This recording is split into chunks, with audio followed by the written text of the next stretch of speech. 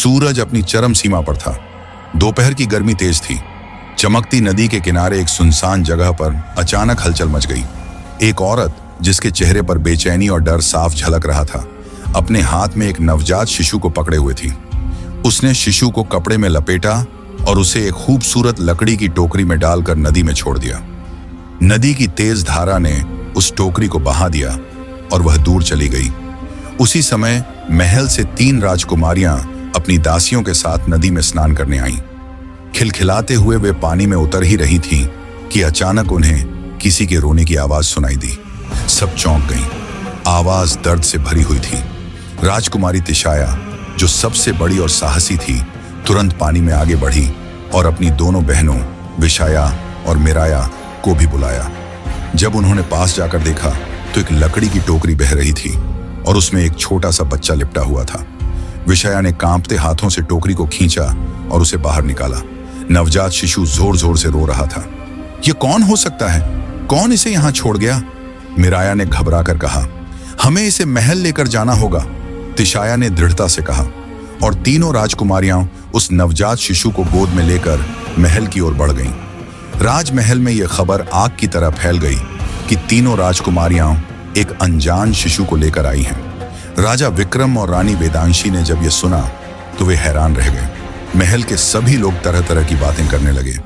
यह बच्चा कौन है? क्या यह किसी बड़ी साजिश का हिस्सा है? क्या इस बच्चे के पीछे कोई बड़ा राज छुपा है? राजा के मुख्य सलाहकार वत्सराज को यह मामला संदिग्ध लगा। उन्होंने तुरंत महल के सुरक्षा प्रमुख को बुलाया और कहा, इस बच्चे की असलियत जानने के लिए हमें पता लगाना होगा कि नदी में यह कहां से आया था। परंतु तीनों राजकुमारियां इस बच्चे को छोड़ने के लिए तैयार नहीं थीं। राजमहल के दरबार में इस शिशु को लेकर चर्चा शुरू हो गई।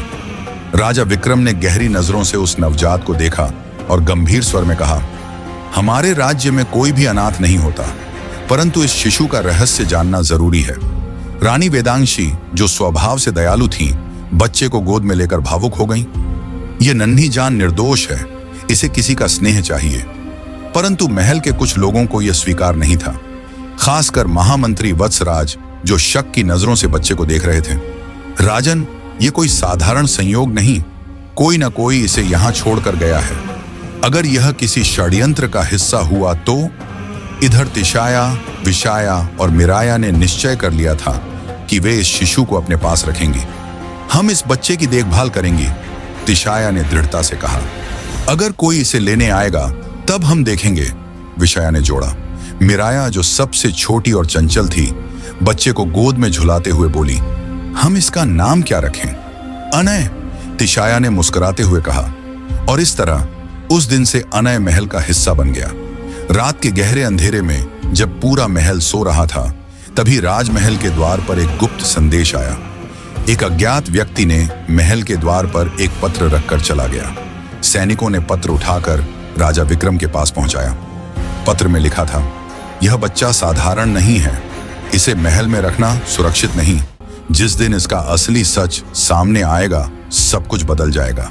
राजा विक्रम और महामंत्री वत्सराज पत्र पढ़कर सन्न रह गए। गुप्त पत्र मिलने के बाद राजा विक्रम चिंतित हो गए।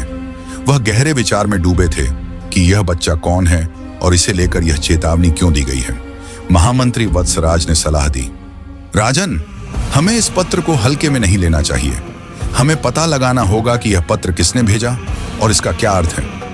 राजा ने तुरंत अपने सबसे भरोसेमंद गुप्तचरों को बुलाया और आदेश दिया, इस बच्चे की सच्चाई का पता लगाओ।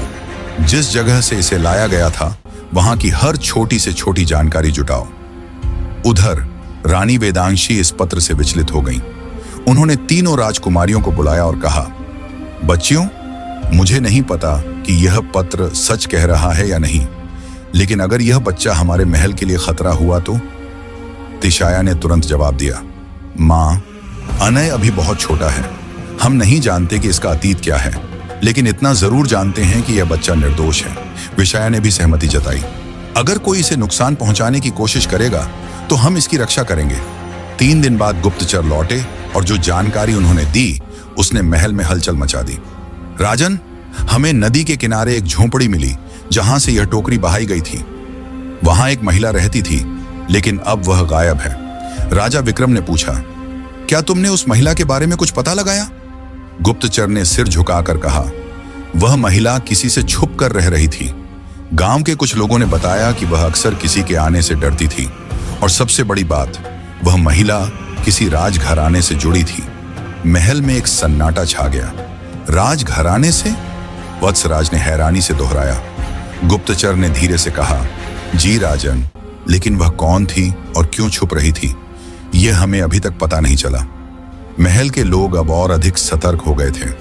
राजा विक्रम ने आदेश दिया कि इस बच्चे की सच्चाई जानने तक इसकी देखभाल कड़ी सुरक्षा में की जाएगी। लेकिन उसी रात जब पूरा महल सो रहा था, एक छाया चुपके से महल के बाग में दाखिल हुई। उसकी चाल से लग रहा था कि वह किसी खास मकसद से आई है। महल के पहरेदारों को इस छाया का अंदाजा भी नहीं था। वह बड़ी चालाकी से महल की दीवारों से छिपती हुई अनय के कमरे की ओर बढ़ रही थी, जहां तीनों राजकुमारियां उसकी देखभाल कर रही थीं। संयोग से मिराया की आंख अचानक खुल गई। उसे लगा जैसे किसी की आहट आई हो। उसने धीरे से तिशाया और विशाया को जगाया। कोई महल में घुस आया है, मिराया ने धीरे से कहा। तीनों ने तुरंत अनय को अपनी गोद में लिया और सतर्क हो गईं। तभी उन्होंने खिड़की के बाहर किसी की परछाई देखी। विशाया ने फौरन महल के सैनिकों को बुलाने के लिए घंटी बजाई। आवाज सुनते ही महल के सैनिक दौड़ते हुए आए। सैनिकों ने चारों ओर खोजबीन शुरू की, लेकिन वह छाया गायब हो चुकी थी। केवल महल की दीवार के पास एक लाल रंग का दुपट्टा पड़ा हुआ मिला। राजा विक्रम, जो शोर सुनकर वहां पहुंचे थे, ने सैनिकों से पूछा, क्या तुमने किसी को देखा? एक सैनिक ने सिर झुकाकर कहा, राजन, हमने केवल यह दुपट्टा पाया है। रानी वेदांशी ने जैसे ही वह दुपट्टा देखा, उनकी आंखों में हल्की सी पहचान झलक पड़ी। यह दुपट्टा? वह चौंक गईं, लेकिन आगे कुछ नहीं बोला। दूसरी ओर राजा विक्रम ने गुप्तचरों को फिर से आदेश दिया कि वे नदी के किनारे की खोजबीन दोबारा करें। इस बार गुप्तचरों को कुछ नया मिला। राजन, हमें झोंपड़ी के पास जमीन में दबे हुए कुछ पुराने दस्तावेज मिले हैं। राजा विक्रम ने दस्तावेजों को ध्यान से पढ़ना शुरू किया। उनके हाथ कांपने लगे और माथे पर पसीने की बूंदें उभर आईं। यह तो एक बहुत बड़ा षड्यंत्र है, राजा ने गहरी सांस लेते हुए कहा। महामंत्री वत्सराज ने चिंतित होकर पूछा, राजन, इन दस्तावेजों में क्या लिखा है? राजा विक्रम ने धीरे धीरे कहा, इनमें लिखा है कि कुछ साल पहले हमारे महल में किसी ने एक नवजात शिशु को छुपाने के लिए महल छोड़ दिया था, और वह शिशु एक राजघराने से जुड़ा था। रानी वेदांशी यह सुनकर सन्न रह गईं। उन्होंने कांपते हाथों से वह लाल दुपट्टा उठाया और हल्की आवाज में बोली, यह दुपट्टा मुझे कहीं देखा हुआ लगता है। राजा विक्रम ने गहरी सांस ली और गुप्तचरों से पूछा, क्या तुम्हें कुछ और मिला? गुप्तचरों ने सिर झुकाकर कहा, राजन, हमें झोंपड़ी के नीचे एक संदूक मिला, जिसमें कुछ पुराने गहने और एक पत्र था। राजा ने पत्र को खोला और पढ़ना शुरू किया। अगर यह पत्र किसी को मिले तो समझ लेना कि मेरा जीवन खतरे में था। मैं सच सामने लाना चाहती थी, लेकिन दुश्मनों ने मुझे ऐसा करने नहीं दिया। इस बच्चे की रक्षा करना, क्योंकि इसके खून में राजघराने की शुद्धता है। अगर यह सच सामने आ गया तो किसी का तख्त हिल जाएगा। महल में एक गहरी चुप्पी छा गई। इसका मतलब अनय किसी शाही खून से है? वत्सराज ने हैरानी से पूछा। राजा विक्रम ने गंभीर स्वर में कहा, हाँ, और कोई नहीं चाहता कि यह सच दुनिया के सामने आए। हमें सावधान रहना होगा। उसी रात जब सब अपने अपने कक्षों में थे, महल की छत पर एक परछाई फिर से दिखाई दी। इस बार पहरेदारों ने भी उसे देख लिया। कौन है वहां? पहरेदारों ने मशालें उठाईं और तेजी से उस दिशा में भागे, लेकिन जब वे वहां पहुंचे तो वहां कोई नहीं था। बस एक छोटा सा सोने का लटकन पड़ा हुआ मिला। राजा विक्रम को जैसे ही यह खबर मिली, उन्होंने लटकन को हाथ में लिया और चौंक गए। यह लटकन, यह तो महल के ही किसी सदस्य का है। राजा विक्रम सोने का लटकन देखकर अतीत की गहराइयों में खो गए। यह लटकन किसी आम व्यक्ति का नहीं था। इस पर उनके पूर्वजों का शाही चिन्ह बना हुआ था। यह असंभव है, राजा विक्रम ने बुदबुदाया। महामंत्री वत्सराज ने घबराकर पूछा, राजन, यह लटकन किसका है? राजा ने गहरी सांस ली और बोले, यह लटकन मेरी बहन अद्विति का है, जो वर्षों पहले लापता हो गई थी। महल में हड़कंप मच गया। अद्विति राजा विक्रम की छोटी बहन थी, जो कई वर्षों पहले रहस्यमयी तरीके से महल से गायब हो गई थी। कहा जाता था कि उसने किसी से प्रेम विवाह किया था और राजमहल छोड़ दिया था, लेकिन कोई नहीं जानता था कि वह कहां गई। रानी वेदांशी की आंखें नम हो गईं। तो क्या अनय? वह बीच में रुक गई। राजा विक्रम ने गंभीर स्वर में कहा, अगर यह लटकन सच में अद्वितीय का है तो अनय हमारा ही रक्त है। वह मेरी बहन का बेटा हो सकता है। अब सबसे बड़ा सवाल यह था, अगर अनय शाही परिवार का हिस्सा था तो कौन उसे मारना चाहता था? तभी एक नौकरानी घबराती हुई आई और बोली, राजन, मैंने महल की अंधेरी कोठरी में किसी को बातें करते सुना है। कोई कह रहा था कि अगर यह बच्चा जिंदा रहा तो हमारी राजगद्दी खतरे में पड़ जाएगी। राजा विक्रम और वत्सराज चौकन्ने हो गए। मतलब महल के अंदर ही कोई षड्यंत्र रच रहा है। इसी बीच राजकुमारियां अनय के पास बैठी थीं। मिराया बोली, अगर यह सच है कि अनय हमारी बुआ का बेटा है तो हमें उसकी रक्षा करनी ही होगी। तिशाया ने कहा, लेकिन अगर महल के भीतर ही कोई षड्यंत्र कर रहा है तो हमें सावधान रहना होगा। विशाया बोली, हमें छिपकर इस साजिश की जड़ तक पहुंचना होगा। तभी अचानक महल में अफरा तफरी मच गई। महल के पश्चिमी भाग में आग लग गई थी। सैनिक दौड़ने लगे, नौकर चाकर पानी लाने लगे। लेकिन सबसे बड़ा झटका तब लगा जब राजा विक्रम को खबर मिली कि अनय गायब है। महल में मची आग की अफरा तफरी के बीच जब रानी वेदांशी अनय को देखने उसके कक्ष में पहुंची तो वहां बिस्तर खाली पड़ा था। अनय कहां गया? रानी की घबराई हुई आवाज गूंज उठी। राजकुमारियां भी दौड़कर आईं। मिराया ने इधर उधर देखा और फर्श पर एक टूटा हुआ कंगन पड़ा पाया। यह तो हमारी नौकरानी सुवंधिता का है, विषया ने चौंकते हुए कहा। राजा विक्रम तुरंत समझ गए कि महल के अंदर का कोई व्यक्ति इस साजिश में शामिल है। उन्होंने सैनिकों को आदेश दिया, महल के हर कोने की तलाशी लो, अनय को किसी भी हाल में ढूंढना होगा। महल की तलाशी शुरू हुई और तभी महामंत्री वत्सराज को महल के पुराने पुस्तकालय में एक गुप्त दरवाजा मिला। जब दरवाजा खोला गया तो वहां एक लंबी सुरंग दिखाई दी। सुरंग के भीतर से किसी के पैरों की आहट आ रही थी। कोई वहां से भागने की कोशिश कर रहा है। सैनिक तेजी से सुरंग में घुसे और भागते हुए एक साय को पकड़ लिया। जब उसे बाहर लाया गया तो सभी की आंखें फटी रह गईं। सुवंधिता, राजा विक्रम ने गुस्से से कहा, कहां है अनय?